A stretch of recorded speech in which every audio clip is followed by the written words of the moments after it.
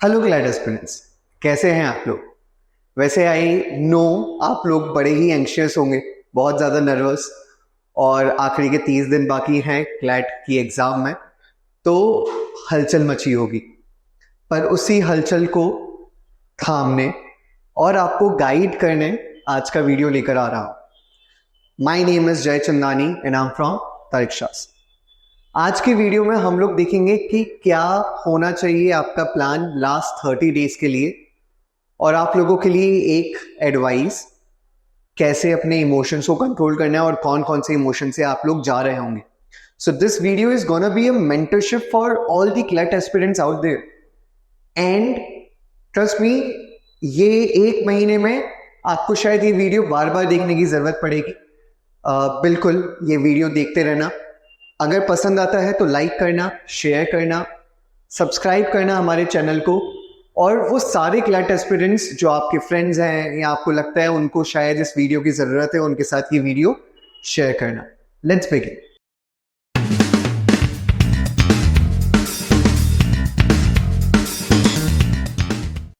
So we have 30 days left, है ना, almost 30 days. हम लोग आज जब ये शूट कर रहे हैं, we are on 21 October, and आप जब ये वीडियो देखेंगे प्रोबेबली कुछ आज से आने वाले 2 से 3 दिन में, तो 30 डेज के आसपास ही हमारे पास और कुछ दिन बचते हैं। ठीक है, क्या स्ट्रेटजीज होनी चाहिए लास्ट के 30 डेज या से 35 to 40 डेज के लिए, दैट इज दिस। क्या डूज हो सकते हैं और क्या आपके लिए डोंट्स हो सकते हैं, हम लोग उसको समझते हैं। सबसे पहली चीज जो अब आपको करनी चाहिए, और वैसे तो आप अभी भी करते आ रहे होंगे, पर शायद क्या एक्स्ट्रा करना है वो बताता हूं। So the first thing is attempting and analysing your mocks. Now you have been attempting your mocks since like past 3 to 4 months, है ना। आप लोग अपनी अपनी कोचिंग सेंटर्स में एनरोल्ड होंगे और आप लोगों ने काफी ज्यादा पेपर्स दिए होंगे। What I want now is कि आपका ये जो पीरियड बाकी है, इसमें अब आपका जो ध्यान है वो कंप्लीटली मॉक की तरफ शिफ्ट हो जाए, rather than going to the theory topics, है ना। आप इसके पहले तक थियरी भी कर रहे थे और मॉक्स भी अटेम्प्ट कर रहे थे। अब आपका जो जर्नी है वो कंप्लीटली मॉक पर शिफ्ट हो जाना चाहिए। ठीक है, तो मॉक देना है। ऑलमोस्ट ट्राई कर सकते हो कि हर दिन, हर हफ्ते में ऑलमोस्ट अल्टरनेट डेज मॉक दे सकते हैं, बिल्कुल दिया जा सकता है, कोई खराबी नहीं है। हाँ, हर रोज मॉक देने में बहुत बड़ी खराबी है, क्योंकि आप सिर्फ मॉक दोगे, आप एनालिसिस नहीं करोगे। So the correct way to do this will be giving a mock one day, then doing the analysis in the next 24 to 48 hours, and then again attempting the next mock, improving certain aspects. ठीक है, आप एक चीज कर सकते हैं कि आपने मॉक दिया, सपोजिटली मंडे को आपने मॉक दिया, या लेट्स सपोज संडे को आप मॉक देंगे, तो संडे को आपने मॉक दिया, आपने उसका जो भी एनालिसिस है वो रात में स्टार्ट करा, कल दिन तक थोड़ा बहुत करा, एंड देन कुछ सेक्शनल टेस्ट दिए अपने टॉपिक, अपने सेक्शंस को इंप्रूव करने के लिए, एंड देन मंडे पूरा रिवाइज करा, एनालिसिस करा, एंड सेकेंड डे पर, ट्यूसडे पर वापस से आप मॉक दे सकते हो। This would be the maximum frequency that anyone can follow. इससे ज्यादा मैक्सिमाइज करने का मैं सजेस्ट नहीं करूंगा, बिल्कुल भी नहीं करूंगा। ठीक है, तो this can be the maximum thing. आप लोग हर 3 दिन में भी एक मॉक दे सकते हो। You can also go with that strategy. Next, so attempting and okay, so now you have to understand, यहां पर attempting the mock is not the bigger thing. The bigger thing is analyzing the mock. Why? We'll come to that.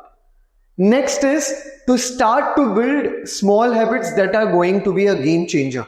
Now, I know I get a lot of people, a lot of students saying, sir, I've stuck to this marks range. Sir, मेरे तो marks कम होते जा रहे हैं, बढ़ते हैं, कुछ भी हो रहा है. ठीक है? So to all those answers, you know what? It is very important कि आप लोग अपनी वो जो छोटी छोटी आदतें हैं एग्जाम देने की, उसको आप सुधारना स्टार्ट करो। शायद मैं ये एडवाइस आपको 3 महीने पहले नहीं दे सकता था, क्योंकि 3 महीने पहले आप लोगों के ऊपर दूसरी चीजों का भी बर्डन रहता है and you are not focused enough, है ना. हम लोग बहुत ज्यादा फोकस नहीं रहते. अभी ये वाला जो मंथ है ये आपको कंप्लीटली फोकस में रहना है ना. ये एक महीना dedicatedly you have to be focused on your goal. और अब आपको छोटे छोटे मूवमेंट्स अपने, है ना, जैसे कि for instance I will start with first one. The first one is कि आप जब भी मॉक देने बैठते हो प्लीज ट्राई करना, मैक्सिमम टाइम ट्राई करना कि आप 2 PM to 4 PM का स्लॉट अपने लिए बांध लो. That is the exact time जब आपका 1 दिसंबर को एग्जाम जो होगा क्लैट का, उस दिन आपको 2 बजे से लेकर 4 बजे तक दोपहर की बैठना है. वही टाइम पीरियड पे आपको बैठना स्टार्ट करना पड़ेगा. ठीक है. First thing is that use the same pen that you are gonna use on that day. Trust me, that helps. ठीक है. जो पेन आप उस दिन यूज करने वाले हो, अब से वही पेन यूज करने लग जाओ. 2-3 पेन ले आओ उसी सेम ब्रांड के, सेम टाइप के. ठीक है. Trust me, this will help. Third, fix your sequence, है ना. वो जो छोटी चीज है, फिक्सिंग योर सीक्वेंस. तो अब आप लोग बहुत ज्यादा ट्राई नहीं कर सकते हो कि यार मेरे को ये वाले सीक्वेंस पे जाना है. मतलब मेरा सीक्वेंस से मतलब क्या है, क्लैट की एग्जाम में 5 सेक्शंस होते हैं. सबसे पहला तुम्हारा रीडिंग कंप्रहेंशन आता है, फिर जीके आता है, फिर लीगल आता है, फिर क्रिटिकल रीजनिंग आता है और लास्ट में क्वांट देखने को मिलता है. Now this is the usual pattern जो जिस तरीके से आपको अपनी जो क्लैट की कॉपी है वो दिखने को मिलेगी. But this is not, this can be one of the sequences to give the exam, but again that can depend on your choices. I always say 2 things to my students and to the students जो कि CLAT fraternity CLAT के लिए belong करते, CLAT exam दे रहे हैं या कोई भी लॉ एग्जाम दे रहे हैं. आई ऑलवेज से कि अगर आप अपना कोई बेस्ट सीक्वेंस फिक्स करते हैं तब भी there is a slight chance कि जब आप अपना पेपर देखेंगे क्लैट वाले दिन, उस दिन आपको लगेगा कि यार नहीं, ये वाला जो सेक्शन है, ये वाला सेक्शन मुझे ईजी दिख रहा है. And I always say कि if you can within the 30-40 seconds, जैसे ही 2 PM पर आप अपने पेपर की जो सील है उसको ब्रेक करोगे, you'll open the paper. I'll say for 30 seconds to take 30 seconds to almost a minute to just scan through the sections that are gonna be there. And आप लोग या तो अगर आपको लगता है कि नहीं यार ये पेपर थोड़ा सा डाइसी दिख रहा है, तो अपना जो बेस्ट सीक्वेंस है उसको फॉलो करना. अगर आपको लगता है कि नहीं यार इसमें मैं मैथ्स पहले अटेम्प्ट कर सकता हूं क्योंकि मैथ्स के जो दोनों पैसेजेस हैं बहुत इजी है, अभी के अभी बन जाएंगे, 10 मिनट लगेगा, स्टार्ट विद दैट. अगर आपको लगता है कि यार ये जीके का टॉपिक जो है ये मेरे को आता है, देन वैसे मैं जीके हमेशा पहले सजेस्ट नहीं करता हूं. मैं जीके बोलता हूं कि बीच में लेना चाहिए. यूजुअली सेकंड आपकी सीक्वेंस में जो सेकंड सेक्शन होना चाहिए वो जीके हो सकता है. ठीक है. Because that saves certain time, so you can always go with that. और या फिर आप फोर्थ जो सीक्वेंस है आपके सीक्वेंस में, फोर्थ सेक्शन जो है वो भी जी के ले सकते हैं. You can always go with that. Again there is a lot of competition and combination. I don't want to rush into that. आप लोग समझदार हैं, अब आपको मालूम है कि सीक्वेंस कैसे सेट करना है. दी ओनली रिकमेंडेशन इज कि अब उसको बहुत ज्यादा फ्लक्चुएट मत करना. Stick to certain pattern. Okay, that would be second thing. अच्छा, अपनी OMR शीट कैसे भरनी है उसका ध्यान रखना और अपना पेपर 1 hour 15 minutes में कंप्लीट करना. You have to do this, you have to follow this. 2 बजे स्टार्ट करा, 3:50 पे strictly. You can not give yourself time क्योंकि आप अपने आप से कमजोर हो जाओगे या फिर आपको लगता है यार ठीक है थोड़ा सा दे देता हूं.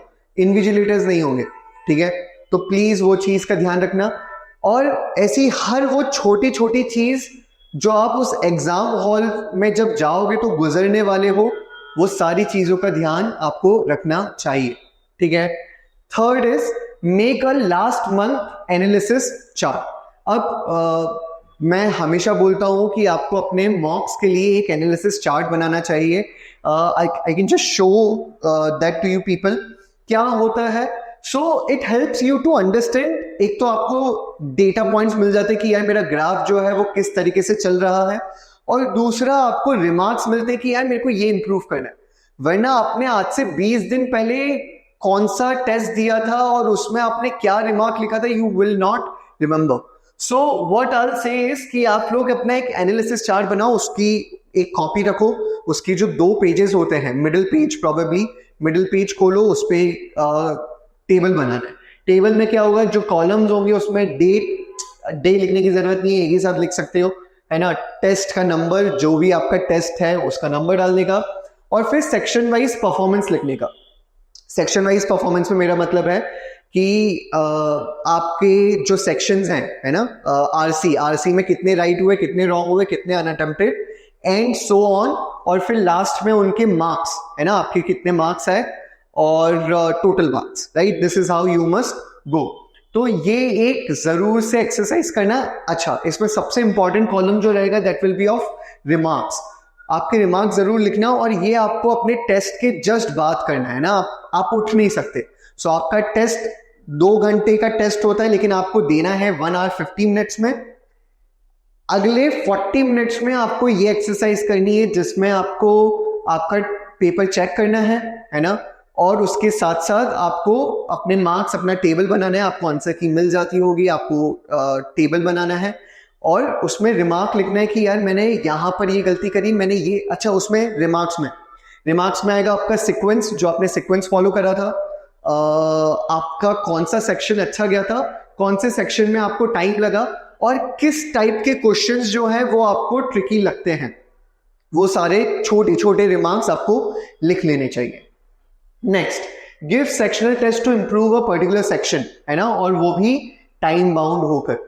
अब होगा क्या कि जब आप रिमार्क्स लिखोगे और जब आप अपने मॉक्स देते हो, तो आपको समझ में आता है कि यार मेरा इंग्लिश जो है, इंग्लिश मैं जब भी इंग्लिश बोलूंगा तो उसमें आरसी और सीआर दोनों साथ में रखना, बिकॉज काफी कुछ मिलता जुलता है, और सबसे इंपॉर्टेंट हो जाता है मेन आइडिया को समझना दोनों में ही। तो मैं दोनों को साथ में रखता हूं। तो अगर आपका वो सेक्शन जो है वो थोड़ा सा ट्रिकी जाता है, या फिर आपको उसमें कम मार्क्स आते हैं, आपको डेफिनेटली टाइम बाउंड होकर इसके क्वेश्चंस अटेम्प्ट करने चाहिए। कहाँ से करोगे? तो एक पीडीएफ आती है RC99 करके, और CR 1000 CR करके GMAT की एक पीडीएफ है, जो डेफिनेटली आपको ट्राई करनी चाहिए। काफी अच्छी पीडीएफ है ना। तो वो आप यूज कर सकते हैं। आपको वो हमारे टेलीग्राम चैनल पे मिल जाएगा। आपको टेलीग्राम चैनल का जो लिंक है वो डिस्क्रिप्शन बॉक्स में मिल जाएगा, तो आप ज्वाइन कर सकते हो। वहां पर आपको ये दोनों पीडीएफ मिल जाएगी। So please attempt those for RC and CR। Legal के लिए अगेन बहुत ज्यादा डेटा जो है आपको मिलेगा नहीं towards the like on the online platform. तो आपकी जो कोचिंग सेंटर्स है उसके सेक्शनल टेस्ट आप अटेम्प्ट कर सकते हो, और आपने जो प्रीवियस मॉक्स ऑलरेडी दे रखे हैं वो आप एनालाइज कर सकते हो। ठीक है, तो दैट विल ऑल्सो हेल्प, है ना। आपकी जितने भी मॉक्स आप दे चुके हो उनको एनालाइज करना कि यार ये टॉपिक में मैंने क्या गलती करी थी। कुछ टॉपिक जैसे usually I feel constitution law और इंटरनेशनल लॉ के अगर पैसेजेस आते हैं तो थोड़ा सा डिफिकल्ट होता है स्टूडेंट्स को, but this is something that you have to focus on. आपको एक और चीज समझना है कि लीगल, मेरे ख्याल से लीगल एक ऐसा सेक्शन है जो थोड़ा सा इजी जाता है ना। अगर आपको बेसिक टर्मिनोलॉजी समझ में आने लगी है तो लीगल आप अच्छे से बना पाएंगे। Just go through the previous year questions और आपको मेरी बात में यकीन होगा। ठीक है, दूसरा लीगल के लिए डेफिनेटली आपको जो करना चाहिए वो ये कि जितने भी लीगल करंट अफेयर्स चल रहे हैं, है ना, लीगल हॉट टॉपिक्स जो हैं उन पे अपनी नजर बना के रखना और उनको अच्छे से पढ़ने की कोशिश करना। ये सारी चीजें आपको टाइम बाउंड होके करनी है। एक और चीज रह गई क्वांट में शायद सबसे ज्यादा स्टूडेंट्स को दिक्कत आती है। आई वुड ऑलवेज सजेस्ट कि आप ऑलमोस्ट 2 से 3 पैसेज बेस्ड क्वेश्चंस क्वांट के डेफिनेटली सॉल्व करो। That is gonna help you a lot. Time bound होके करना। Give 15 minutes to you. अगर आप 3 सेक्शन लेते हो दैट्स मोर देन इनफ। ठीक है, next, stop making notes for GK CA। Definitely अगर आपको लगता है कि यार अभी भी मेरे को करंट अफेयर्स के और GK के नोट्स बनाने पड़ेंगे क्योंकि मैं नोट्स नहीं बनाता तो मेरा काम ही नहीं चलता, I feel stop doing that. आप लोग कंपेंडियम यूज करना स्टार्ट कर दो अब अपना, है ना। और ज्यादा इंपॉर्टेंट है, उससे भी ज्यादा इंपॉर्टेंट है कि आप लोग अपने जो भी नोट्स है उसको रिवाइज करना स्टार्ट कर दो। नोट्स को रिवाइज करने के लिए आपको कौन कौन से मंथ को टारगेट करना है, तो दिस इज अ पैटर्न जो कि देखा गया है।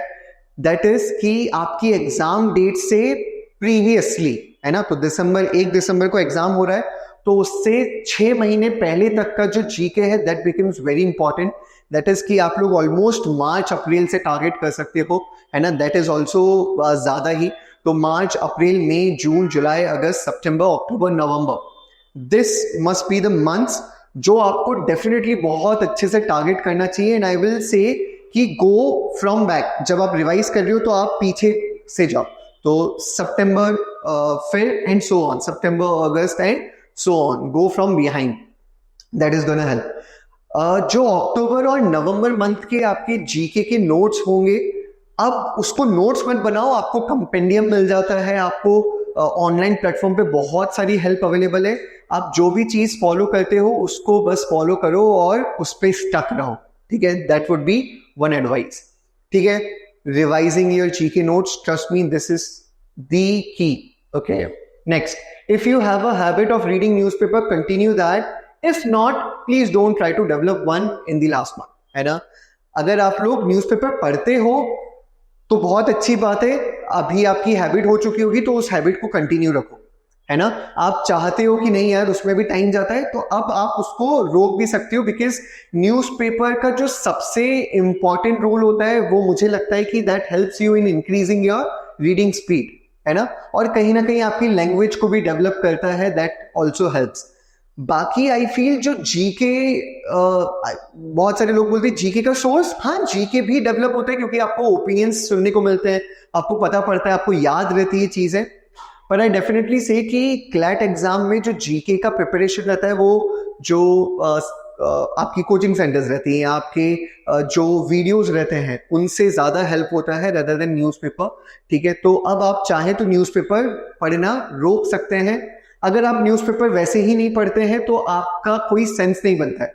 न्यूज़पेपर पढ़ना है अगर, तो किसको पढ़ना चाहिए, आई विल से अब आपको सिर्फ न्यूज़पेपर में एडिटोरियल्स पढ़ने चाहिए। एडिटोरियल्स फॉलो करो, क्यों, क्योंकि एडिटोरियल से डायरेक्टली पैसेजेस उठा के आपके एग्जाम में आ जाते हैं। खासकर इंडियन एक्सप्रेस न्यूज़पेपर जो है उसके एडिटोरियल्स जो रहते हैं, उसके कुछ न्यूज आर्टिकल्स जो है वो डायरेक्टली आपके एज इट इज क्लैट के पेपर में आ जाते हैं। So you can always follow that. Newspaper पढ़ना है, एडिटोरियल्स, ठीक है, और अच्छे से उसको, अच्छा अगेन एडिटोरियल्स भी पढ़ना है, टाइम बाउंड होकर पढ़ना पड़ेगा, तो टाइम बाउंड होकर ही पढ़ना, टाइम आपको नोट करना है हर चीज में। Next, attempt previous year question paper, this is the most important one. होगा क्या, है ना, कि आप अभी अपने पर्टिकुलर कोचिंग सेंटर्स के जो भी मॉक्स हैं वो प्लान कर रहे हो। कुछ स्टूडेंट्स 1 नहीं 2 से 3 कोचिंग सेंटर्स के मॉक देते जाते हैं। यूजुअली कोचिंग सेंटर्स ट्राई करते हैं कि वो अपने मॉक में एक्सपेरिमेंट करते जाए, ताकि जब स्टूडेंट लास्ट डे पर क्लैट की एग्जाम लिखने बैठे तो उसको एक्सपेरिमेंट से घबराए ना, उसको समझ में आए कि हाँ यार ये तो मैंने ऑलरेडी दे रखा है, पहली चीज। दूसरा, they also try to make the papers a bit difficult. उसका भी रीजन ये रहता है कि यार डिफिकल्ट चीजों में ज्यादा मार्क्स लेकर आएंगे तो क्लैट वाले एग्जाम वाले दिन उनको पेपर इजी लगेगा, and that would help them a lot, ठीक है। तो मेरा ये मानना है कि यार लेकिन लास्ट के जो पेपर्स होने, जो आपका लास्ट का मॉक होने चाहिए, लास्ट के 5 मॉक्स, 4 से 5 मॉक्स, वो आपके स्पेसिफिकली टारगेटेड होने चाहिए according to the CLAT consortium जैसा पेपर बनाता है। तो आपके जो लास्ट के 10 दिन रहेंगे उसमें आपको अपने previous year question paper target करने चाहिए। आपको प्रीवियस ईयर क्वेश्चन पेपर बहुत सारी जगह अवेलेबल हो जाएंगे। अगर आपको लगता है कि आपको नहीं मिल रहे तो आप हमारा टेलीग्राम चैनल ज्वाइन करना, हाँ मैं उस पर कुछ पेपर्स जो हैं वो शेयर कर दूंगा, आपको डेफिनेटली मिल जाएंगे, ठीक है।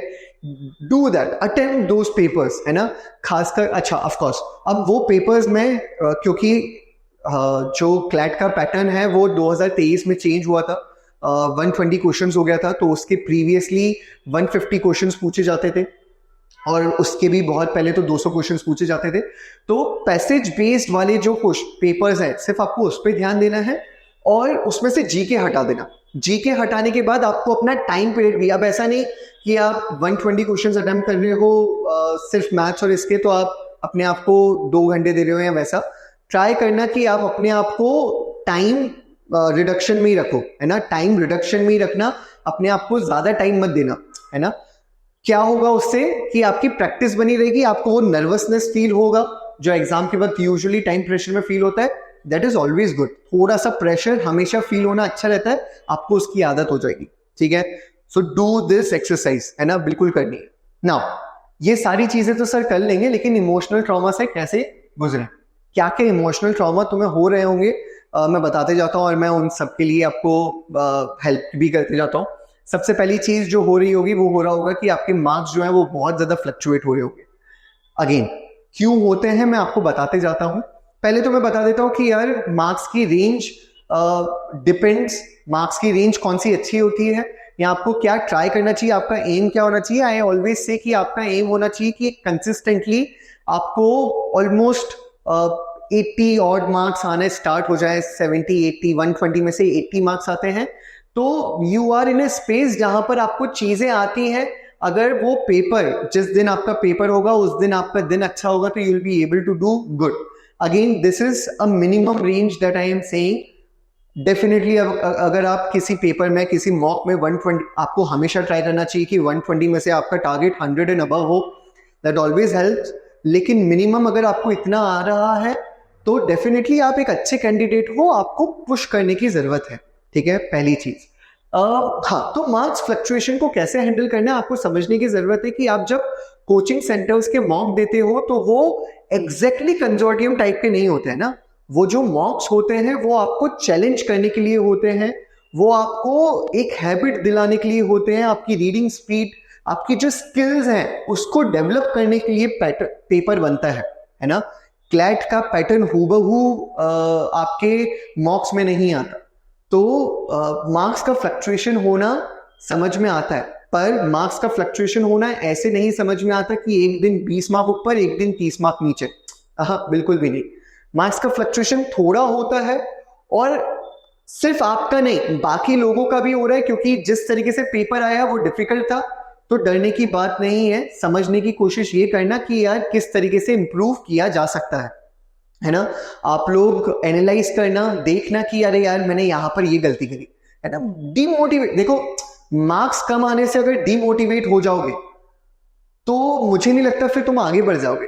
और अच्छी बात है कि मार्क्स अभी कम आए हैं, ठीक है। होप करना कि क्लैट वाले दिन ना हो, क्योंकि ऑड्स होते हैं, है ना, हर दिन ऑड्स होते हैं। तो फिर इट्स गुड कि आप लोगों को अभी एक आध पेपर में कम मार्क्स आ जाता है मॉक में, वो आपको सतर्क रखेगा, है ना, आपको विजिलेंट रखेगा टूवर्ड्स योर गोल। तो फिर फोकस के साथ एनालाइज करना उस पेपर को और समझने की कोशिश करना कि कौन से सेक्शन में मैं गड़बड़ी कर रहा हूँ, कौन सा सेक्शन है जिसमें कुछ डिफिकल्टी बढ़ जाती है तो फिर मुझे दिक्कत हो रही है, वो सारी चीजें कोशिश करना। Next, stuck in the particular range of marks. ये बहुत सारे स्टूडेंट्स के साथ होता है कि वो लोग किसी पर्टिकुलर रेंज में स्टक हो जाते हैं।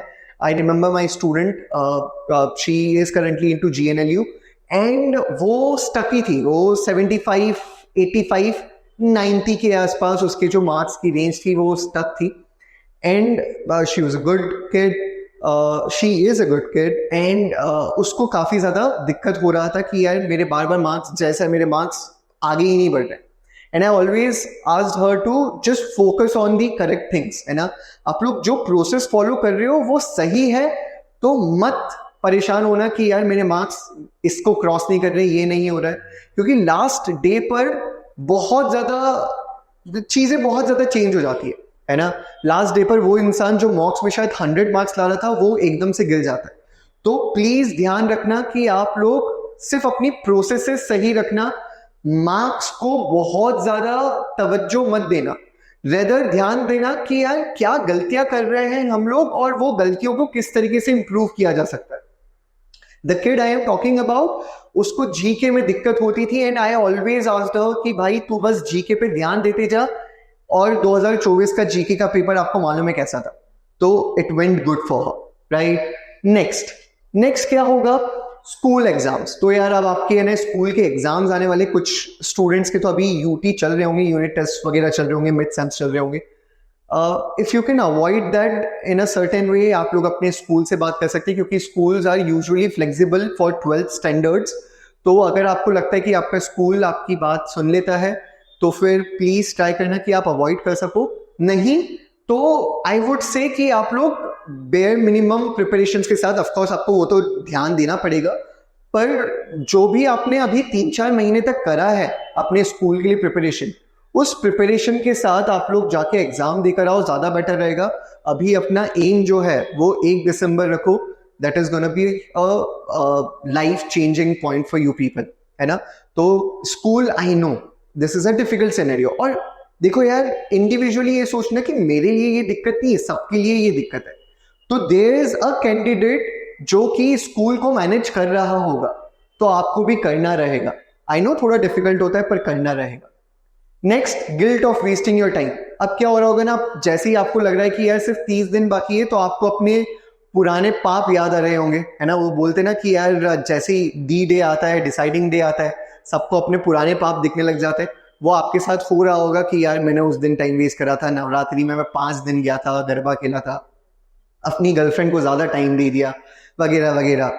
ठीक है, आई वुड ऑलवेज से कि यार प्लीज, जो भी सिचुएशन है, आप लोग अपनी पार्टनर्स को टाइम देना चाहते हो, अपने फैमिली को टाइम देना चाहते हो, या अपने फ्रेंड्स को टाइम देना चाहते हो, आई वुड से कि अगर आपके फैमिली, फ्रेंड्स, आपके क्लोज्ड वंस हैं, वो समझते हैं कि आपके लिए 1 महीना कितना इंपॉर्टेंट है, तो अपने पुराने पाप को याद करने से अच्छा रहेगा कि आगे की जर्नी कैसे करनी है, उस पर ज्यादा फोकस करो। ट्रस्ट मी, प्रोक्रास्टिनेट मत करना, क्योंकि क्या होता है ना, जब हम प्रोक्रास्टिनेट करने लगते हैं, जब हम लोग ये सारी चीजें सोचने लगते हैं, तो फिर हम लोगों का एक human mind have a tendency to find excuses that will certainly lead you to giving up, और गिव अप करना लास्ट मोमेंट पे कभी अच्छा नहीं होता। आई विल नेवर रिकमेंड, है ना। आई विल ऑलवेज से कि प्रिपरेशन नहीं हुआ है, चिल होके जाओ, मस्ती में जाओ, वहां पर जाके बैठो, देखो, एनालाइज करो और उसको सॉल्व करो। Giving up is never an option, ठीक है। Next, getting exam pressure. Of course तुम लोगों को एग्जाम प्रेशर होगा। हो सके तो जब सोने जाते हो, लास्ट में अपना दिन खत्म करते हो, 10 मिनट के लिए मेडिटेट करना, और आपने जो भी आज के दिन में करा उसको याद करने की कोशिश करना।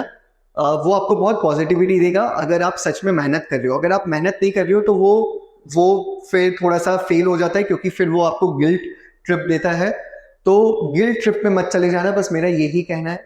अगर मेहनत करोगे तो लास्ट के जो 10 मिनट 20 मिनट आप बैठोगे ना, आपको बहुत सुकून मिलेगा जब आप याद करोगे आपने कितनी मेहनत करी है।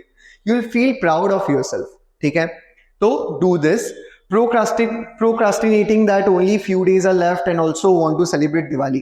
अब होता क्या है ना, हम लोग गिनने लग जाते, लिटरली गिनने लग जाते कि यार 35 डेज हैं, ये एक दिन गया, ये एक दिन गया। फिर तुम लोग गिनने लग जाओगे, यार इस दिन तो मेरे दोस्त का बर्थडे आ रहा है, मेरे को 1 दिन उधर जाना रहेगा, दिवाली पे मेरे को 3 दिन ये करना पड़ेगा, उस दिन मेरी कमिटमेंट है। प्लीज डोंट डू दिस, है ना। एक तो प्रोक्रास्टिनेट मत करो, take each day as a single day, और अपनी चीजों को बहुत अच्छे से प्लान करो। प्रोक्रास्टिनेट मत करो कि यार मेरे पास तो 35 दिन नहीं, मेरे पास तो 28 ही दिन है, संडे को मैं पढ़ता नहीं ना, मत करो ये सब, ठीक है। दिवाली हो सके तो 1 दिन की बनाना। अगर आपको लगता है कि यार फैमिली में रिलेटिव्स आएंगे तो हम लोग नहीं पढ़ पाएंगे, कोचिंग सेंटर चले जाओ, कहीं पर भी चले जाओ जहां पर आप पढ़ाई कर सकते हो। अपने जो दोस्त लोग क्लैट के कैंडिडेट्स हैं जो आपके साथ में पढ़ रहे हैं, उनके साथ एक ग्रुप बना लो और साथ में मिलके पढ़ लो, शायद वो हेल्प करेगा, बिकॉज आप सबकी एनर्जीज आप लोगों को हेल्प करेगी पढ़ने के लिए। तो you can always do that. Please group बना के, ये मेरा वीडियो दिखा के अपने पेरेंट्स को मत बोलना कि ग्रुप में पढ़ने का बोल रहे सर और उसके बाद मस्ती करना। प्लीज डोंट डू दैट, है ना। स्पैम मत करने लग जाना। Comparing your marks with the peer, don't, है ना। तुम्हारी प्रिपरेशन कैसी है, तुम्हारा माइंडसेट कैसा है, तुम्हारा दिन कैसा है, दैट इज कंप्लीटली डिफरेंट। तुम एक अलग इंडिविजुअल हो, अपने मार्क्स कंपेयर मत करना। अगर तुम्हें लगता है कंपेयर करके तुम नीचे गिरते हो, कंपेयर जरूर करने चाहिए ये सोच के साथ कि यार क्या ये पेपर डिफिकल्ट था तो मेरे मार्क्स इतने कम हुए, ठीक है। पर ऐसी एक्सपेक्टेशन अपने आप से मत रखने लग जाना जो कि पॉसिबल ही नहीं है ना। तुम लोगों ने अभी 4-5 महीने पहले स्टार्ट करी प्रिपरेशन, किसी ने 2 साल पहले स्टार्ट करी प्रिपरेशन, वो 90 मार्क्स 95 मार्क्स लेकर आता है और तुम लोग अभी 75 पे अटके हुए हो। उससे कंपेयर मत करना अपने आप को, ठीक है। बस उससे ये कंपेयर करना कि जो पेपर तुम दे रहे हो, अगर वो भी सेम पेपर दे रहा है तो वो क्या चीजें हैं जो वो सही कर रहा है, ठीक है। और अगर किसी पेपर में तुम्हारे मार्क्स कम हुए तो क्या उसके भी कम हुए, ये चीज चेक कर सकते हो। बाकी तुम्हारा जो भी प्रिपरेशन है वो तुम्हारे हिसाब से चलेगा, उसके हिसाब से नहीं चलेगा। प्लीज बहुत केयरफुली इस चीज का ध्यान रखना। एंड यस, गिविंग अप, तो गिविंग अप के थॉट्स आएंगे, and that's very common.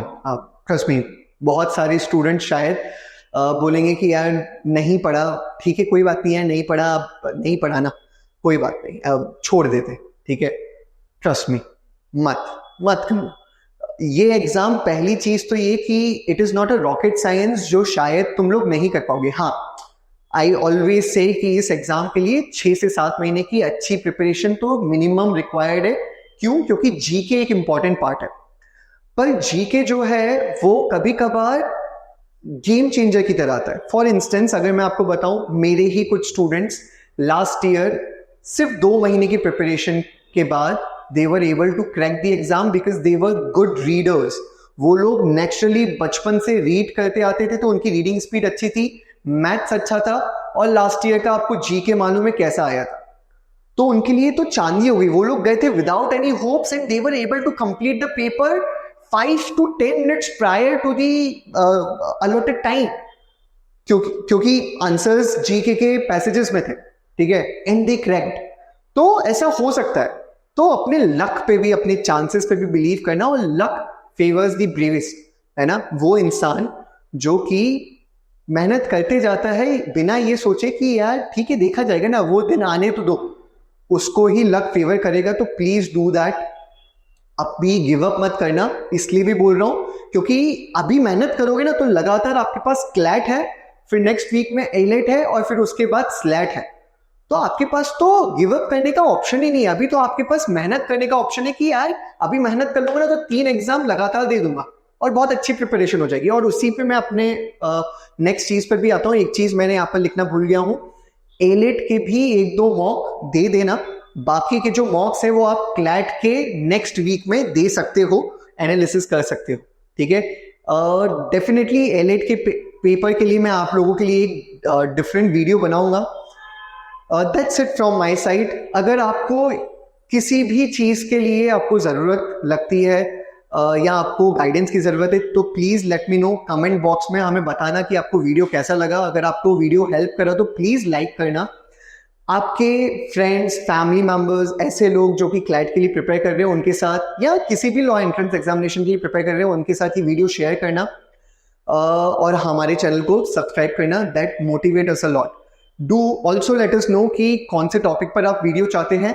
Other thing is कि अगर आपको मेंटरिंग की जरूरत लगती है तो आप लोग हमें इस नंबर पे कांटेक्ट कर सकते हैं। आई विल डेफिनेटली ट्राई कि मैं आप लोगों को टाइम दे सकूं, बिकॉज आई नो ये 1 महीना आप लोगों के लिए बहुत इंपॉर्टेंट है।